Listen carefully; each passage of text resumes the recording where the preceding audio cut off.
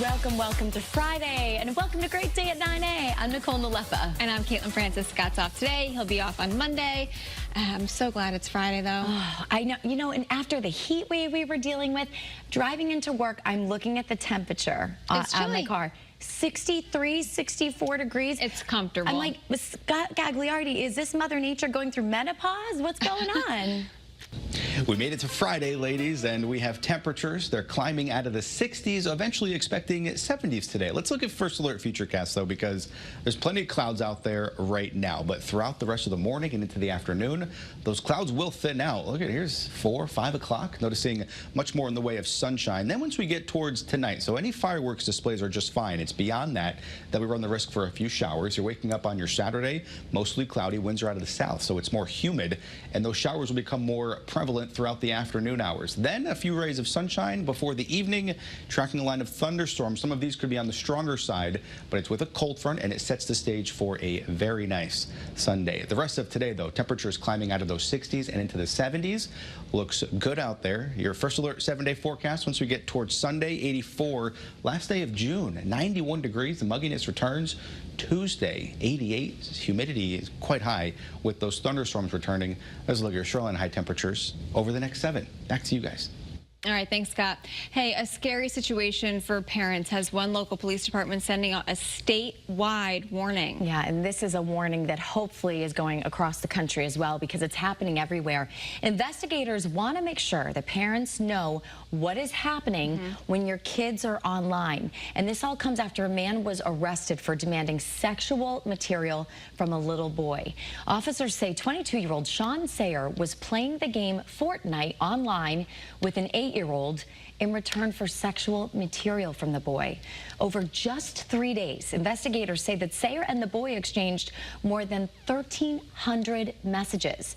And there were screenshots of conversations with dozens of other kids on Sayer's phone.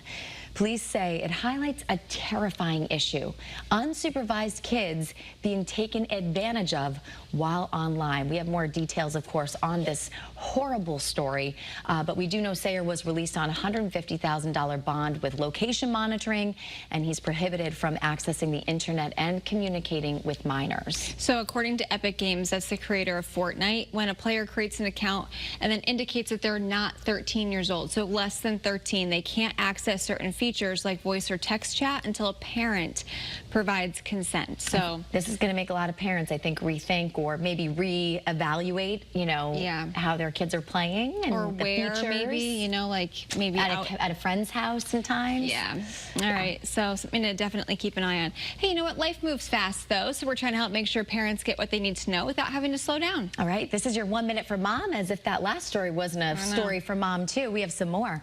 Brad Pitt's F1 movie's out today, but there's actually another story related to him that's in the headlines. An investigation is underway right now after his Los Angeles home was burglarized Wednesday night. Pitt wasn't home at the time, but police say his home was ransacked after 3 suspects jumped over a fence and broke in through a front window. Sean Diddy Combs' defense team will be presenting its closing arguments later today in the music mogul's criminal trial. Combs is accused of leading a criminal enterprise as well as abusing his romantic partners and employees. And did you hear about this? Steve Burns, the original host of the children's show Blue's Clues, is launching a new podcast called Alive. The show is launching this fall and is said to be a cozy weekly series that discusses how to stay human while navigating a complicated world. Steve was on Blue's Clues from 1996 to 2003 before leaving to attend college. And analysts are warning that Social Security money could run out by 2033, excuse me. That is despite the millions of people who have been paying in for decades. 11,000 baby boomers are turning 65 years old every day, which means fewer people are working to inject cash into the system. So Congress is going to have to get involved if they want to find another way to put some more money in so we can retire and have a little bit. I always say that I'll die here on this couch. I'm just kidding.